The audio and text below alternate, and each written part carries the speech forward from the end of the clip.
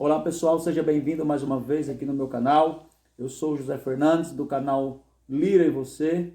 E nesse dia está aqui comigo a minha esposa, Miriam. Oi, gente. Hoje eu vim aqui para estar compartilhando com vocês o meu testemunho, porque eu sou portador da retocolite ulcerativa. E minha esposa, Miriam, está aqui comigo, porque em alguns detalhes eu não lembro e ela teve comigo todo o tempo acompanhando, então ela vai saber mais, tá falando sobre esse testemunho. Pessoal, até já estou pedindo perdão aí para vocês, que a minha rua aqui, ela é bem movimentada, algum barulho, então vocês já vão me perdoando. Pessoal, e esse vídeo ele pode ser feito em duas partes, porque como testemunho, né, a experiência que a gente passou foi muito longa, né? Até no dia de hoje que nós estamos gravando, essa doença ainda está ativa, então nós estamos vivendo ainda um processo, então pode ser que nós venha fazer em duas partes.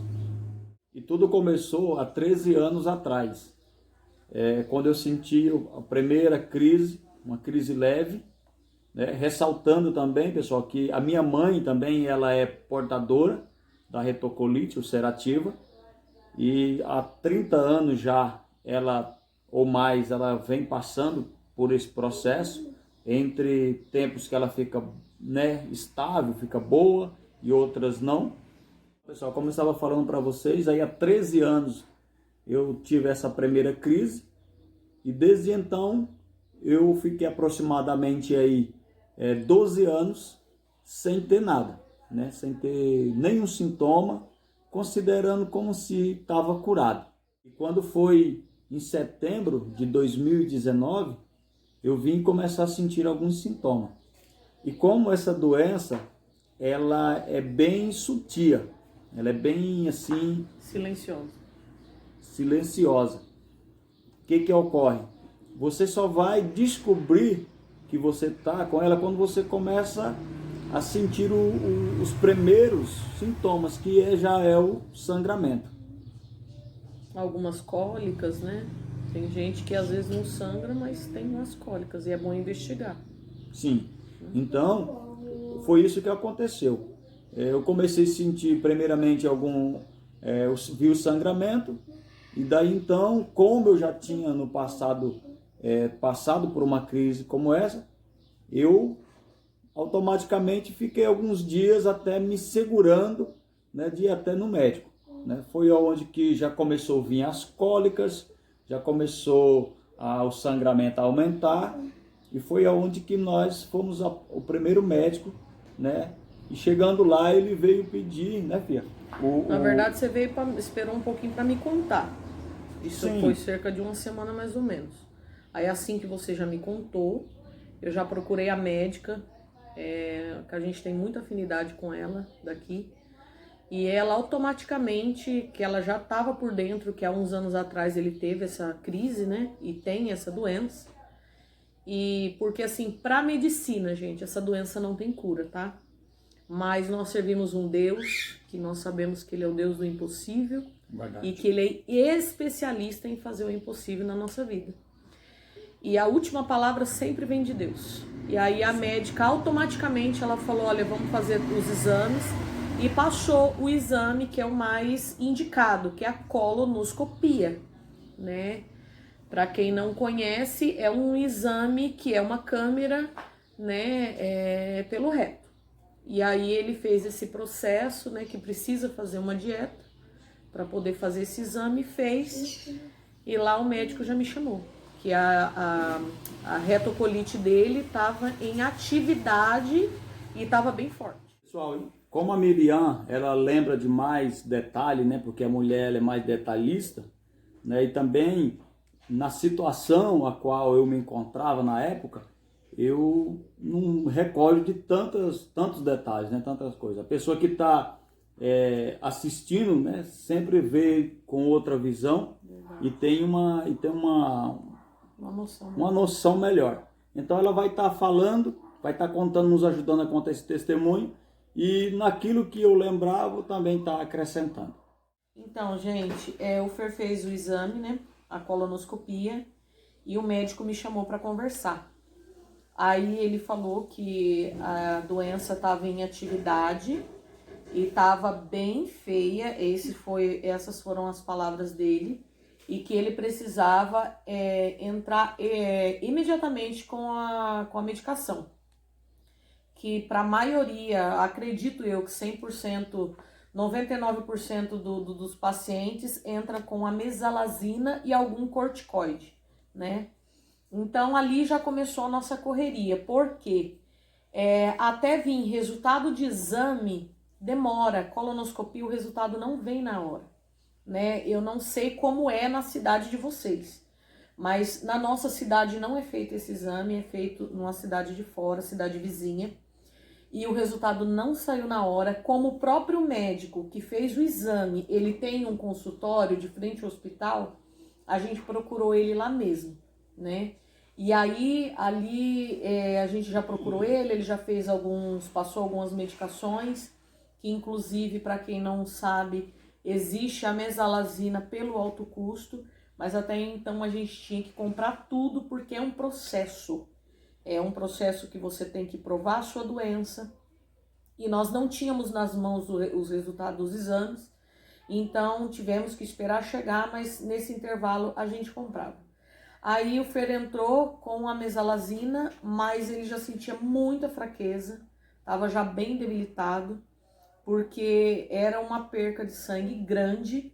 Quantas vezes você acha que você ia no banheiro, aproximadamente? Aproximadamente eu estava indo aí 12 vezes no dia, né? E todas as vezes era E sangramento. todas as vezes que eu ia, sempre tinha sangramento, e bastante, né? Nesse período aí já começou a ter tanto sangue já vivo, né? Sim. Né? Como tinha ali o muco, que já provinha da retocolite, né? E o sangue, como é que fala?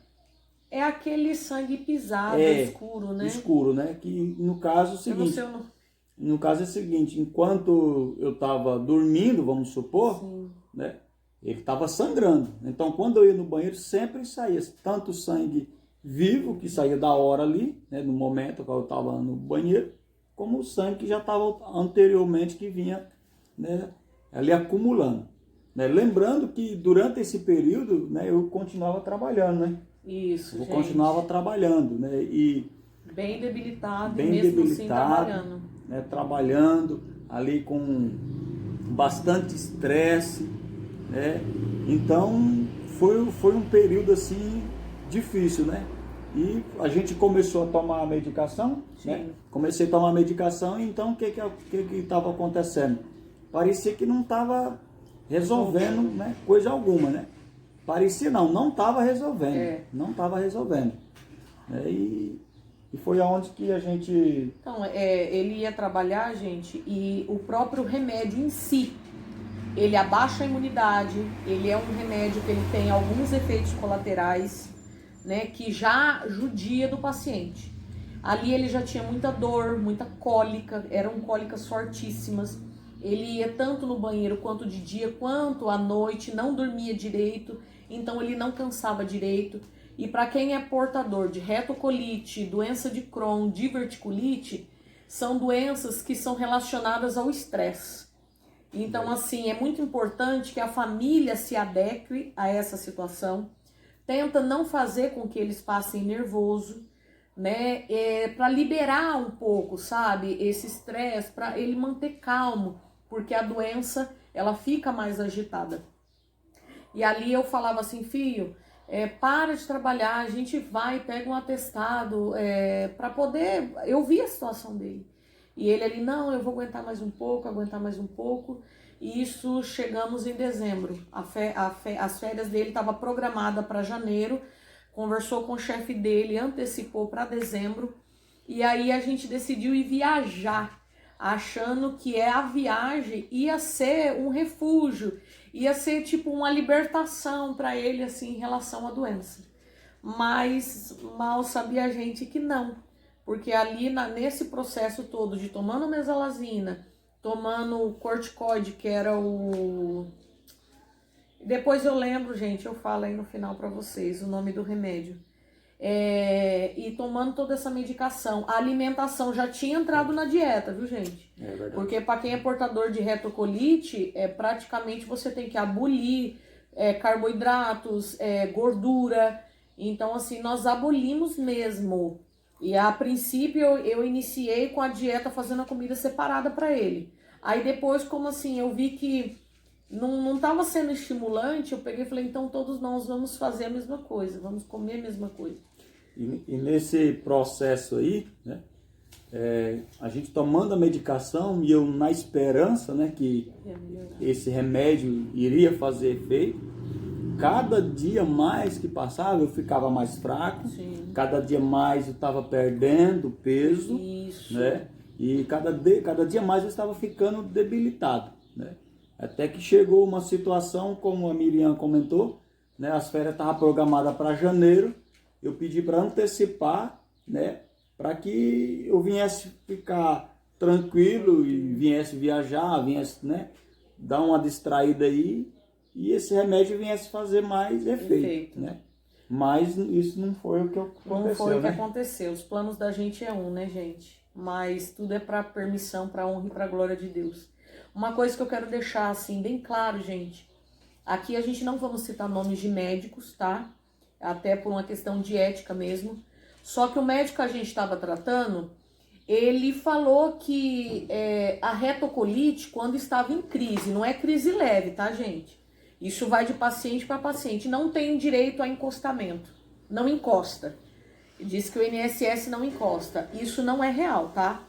Eu quero deixar bem claro, porque às vezes você tá se esforçando, não tá mais aguentando mais a trabalhar, e você vai ali trabalhando, sendo que você já não aguenta mais, e o seu médico fala isso, né? que você não pode. Porque assim, nós, assim que fez os exames, nós procuramos o médico, tudo, que ele falou assim, me procura, que não sei, como nós não conhecia ninguém, nem um gastrologista, que é o médico que trata da retocolite, é um gastrologista, a gente não conhecia, então ele já tinha feito esse exame, fomos lá, procuramos ele, passou a medicação, só que como ele ia se deteriorando a cada dia, perdendo peso, ficando pálido, amarelo, as pessoas começaram a perceber que ele estava doente, ainda que a gente não tinha comentado nada com ninguém. E aí a gente pegou, procurou o médico, tudo, ele passou essa medicação, tudo certinho, e eu falei, doutor, ele não tem mais condição de trabalhar. Aí ele foi bem claro, ele falou assim, retocolite não encosta. Não vai achando que retocolite encosta, porque não encosta, tá? E geralmente nós, né, homens, acredito que até mulher também é assim, eu conheço muitos assim, né, a maioria, tem o medo ali de perder o emprego, né? Porque você vai começar a faltar, como o médico nos orientou dizendo que não encostava, né? Eu falei, eu vou até, que a minha esperança, como eu já disse, era de ficar bom, do remédio fazer efeito, porque há 12 anos atrás aconteceu isso, fez efeito. Mas só que dessa vez ela veio mais grave, ela veio mais agressiva. Sim, né? Bem agressiva. Aí a gente com medo de ser mandado embora, né? De pegar atestado, foi aonde que a gente foi, né, persistindo em estar trabalhando, né? E daí já vem cada vez mais desgastando. E aí foi onde que os remédios mesmo aí que não fazia efeito mesmo, né? Sim. Porque assim, gente, a empresa que meu esposo trabalha, ele tá aqui, ele pode até falar melhor. É uma empresa muito boa, graças a Deus, né, filho? Sim. O chefe dele mesmo falou, lá na empresa, ele é conhecido pelo sobrenome Lira, né? Lira, ó, se você não estiver aguentando mais, você fala, né? A gente dá um jeito. Só que como que você vai dar um jeito, sendo que o próprio médico que teria que falar para você, não, a gente encosta, eu te dou atestado, ele falou que não tinha essa possibilidade. Como que você vai fazer? Você não tem o que fazer. Fica difícil, né? E ainda mais a gente que está numa doença como essa precisa, né, de ter uma renda para você próprio se tratar, como você tem em família, né? Você tem alguém ali que depende de você, né? Como filhos, esposa, né? Então, você precisa, então você fala o quê? Como médico não tinha essa opção para nós, apesar que os meninos lá, os meus líderes sempre comentavam, falavam, se precisar se tratar, né, vai se tratar, mas de certa forma a gente tinha aquele receio, né, de parar de trabalhar, né? E era aí onde que o remédio mesmo não fazia efeito, né? Que eu acho que é medo de todo pai de família, né? Com Medo certeza. de perder ali o sustento, né, da família. Então ele ia aguentando, né? Aguentando, ia trabalhando, mesmo com toda a dificuldade. Os chefes, os líderes percebiam, mas estavam dando todo o apoio, né? Sim, até que, como nós falamos no início, a gente pegamos férias. Sim, E nós fomos antecipou. viajar, antecipou nossas férias. Conversou com o chefe, né, para ele antecipar, olha, né, eu tô no meu limite, tem como se antecipar, eu não tô bem de saúde. Imediatamente, não, a gente vamos ver isso sim para você. Antecipou. Dezembro, fomos viajar para Piraju, um lugar, nossa, maravilhoso, sensacional. Chegamos lá no sábado à noite e a previsão era para ficar de 1 a 2 semanas, mas acabamos ficando 3 dias só. Chegamos no sábado à noite, ali nós dormimos, descansamos. Ele passou praticamente só o domingo ali, melhorzinho, vamos dizer assim, bem, mas não estava totalmente bem. Na segunda já começou a se ficar pior, ficar bem mesmo, debilitado mesmo, pior dos dias que já estava. E aí eu falando, filho, vamos embora. E sangra muito, começou a sangrar muito. Era um horror, gente. Até eu mesmo que já estava acostumado, né, com o sangramento, como disse, nós íamos quase 12 vezes no banheiro. E nem toda vez é fezes, né, amor? Nem toda vez é fezes. Nem toda vez. Sempre sai aquele muco e sangue, bastante sangue. Às vezes é só o sangue, só o né, sangue. com o muco. Então, naqueles dias que nós estávamos lá, começou a sangrar muito, muito mesmo, que eu fiquei, assim, né, com medo, já fiquei apreensivo, né? E foi onde... Na segunda, falei, vamos embora, e ele falou, não, vamos ver se eu melhoro, vamos ficar mais um pouquinho. Porque eu também não estava com condições até mesmo de física. dirigir, né? De física, né? De dirigir, né? Porque eu não dirijo na estrada, né? Eu dirijo assim, com ele, mas as condições que ele tava, ele não ia poder me dar suporte, entendeu, gente? Então, a minha confiança, quando eu tô, é em Deus em primeiro lugar, e abaixo de Deus é nele, porque ele tá ali, eu sei que ele tá ali, que ele tá bem, né? Ele vai poder me instruir em alguma coisa. E aí, quando foi na terça-feira, eu falei, de jeito nenhum, chega, nós vamos embora, porque você não tá bem, nós vamos direto pro hospital. Aí ele falou, tá bom, amanhã cedo, corremos, arrumamos todas as coisas, rapidinho, e viemos para casa. Nossa casa ainda estava reformando algumas coisas, então foi bem difícil. A viagem foi difícil, apesar que 2h30, né, amor? Mais ou menos, de viagem de lá para cá. Aí, mas assim, gente, só foi o suficiente para chegar, colocar as malas todas dentro de casa, tirar as malas do carro e ir direto para o hospital, né? Ali a gente foi diretamente para o hospital da nossa cidade, né, para Santa Casa, e uma médica muito boa, que a gente até criou, assim, um carinho com ela, a doutora Débora. Automaticamente, ela já nos mandou para a rancharia, né, ela deu, assim, um apoio pra gente, foi muito simpática. Mas, gente, antes disso tudo, dessas férias, eu queria dizer para vocês que a gente ia pro hospital praticamente um dia sim, um dia não. Aí começou praticamente um dia sim, um dia não, a partir disso. Ele não se sentia bem, ele se sentia muito fraco, muito debilitado. E aí muita dor, muita dor, muita dor. A gente tinha que quase todos os dias. E depois começou a dar febre. Mas nós vamos chegar lá. Aí fomos pro hospital de rancharia, né, pra cidade vizinha.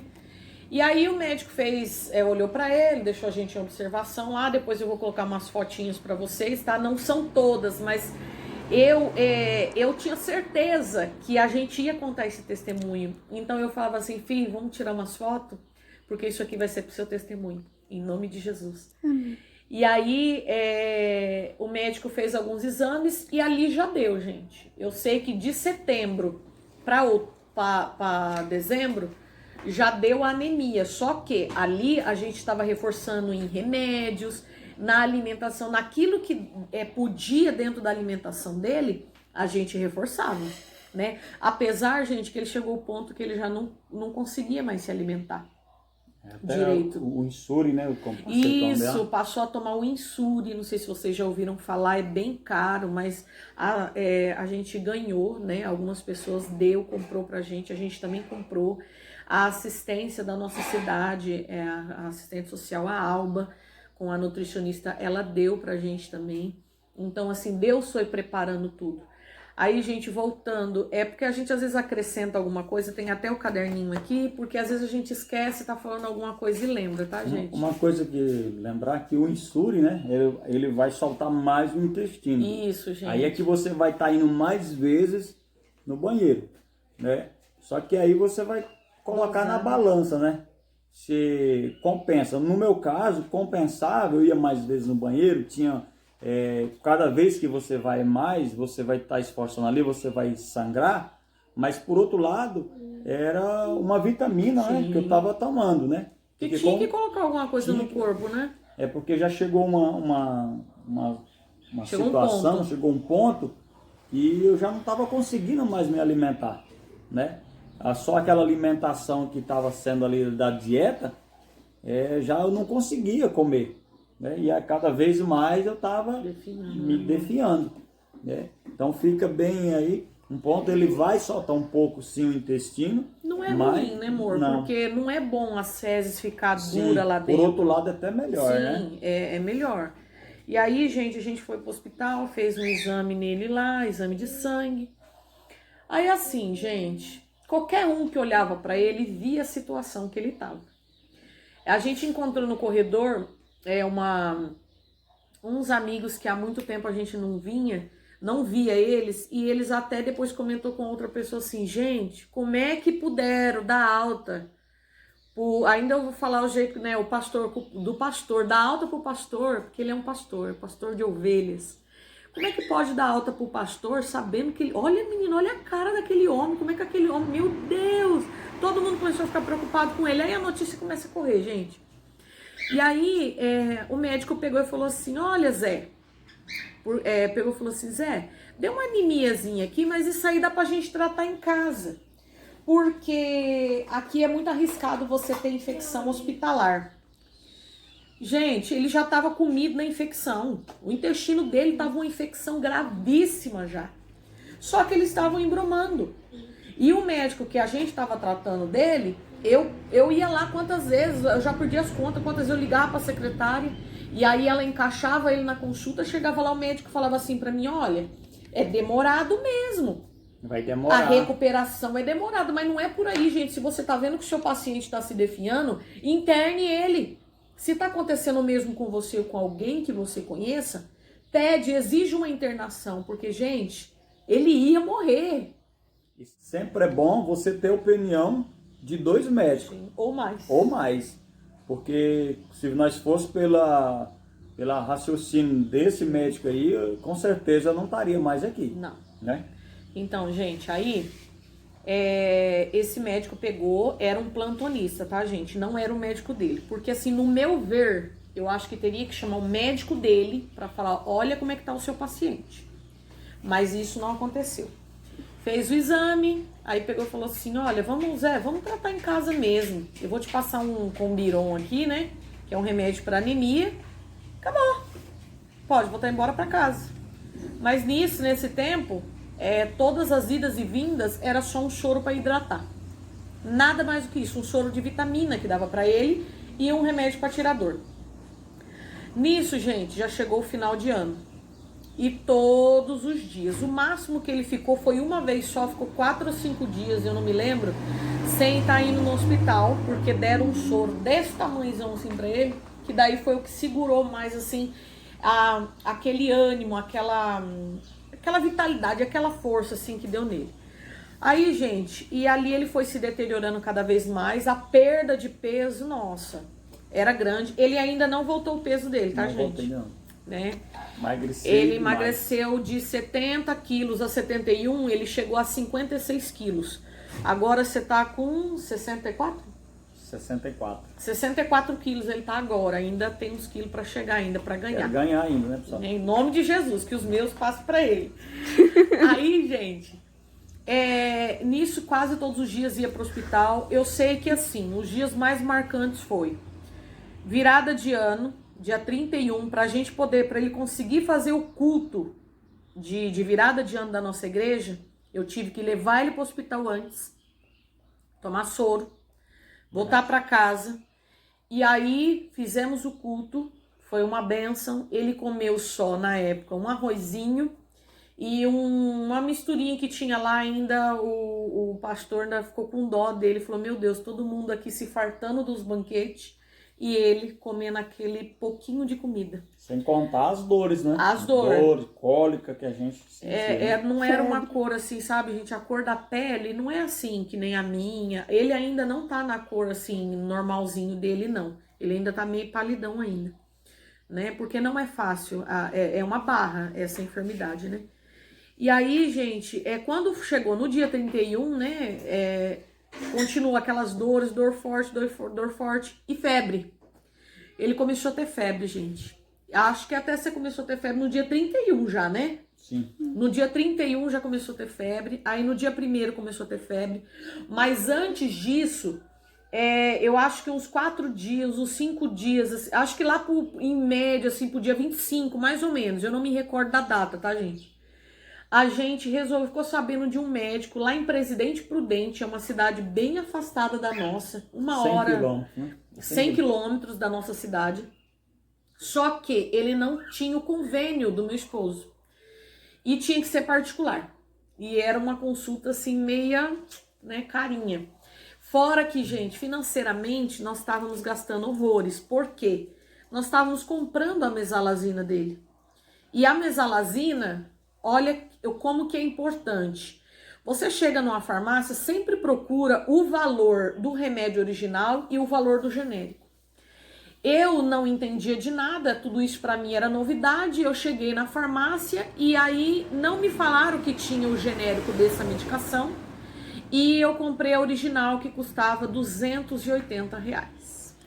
E a farmácia, ninguém me falou nada, que tinha genérico, que eu tinha essa opção. Aí, conclusão, estávamos comprando e gastando o que tinha e o que não tinha, né? Graças a Deus, o meu esposo é um homem muito assim sábio, financeiramente. E ali a gente não passou tão apurado graças a essa sabedoria, gente. Eu tenho um Deus que não vai deixar essa luta me matar e o desespero me tomar.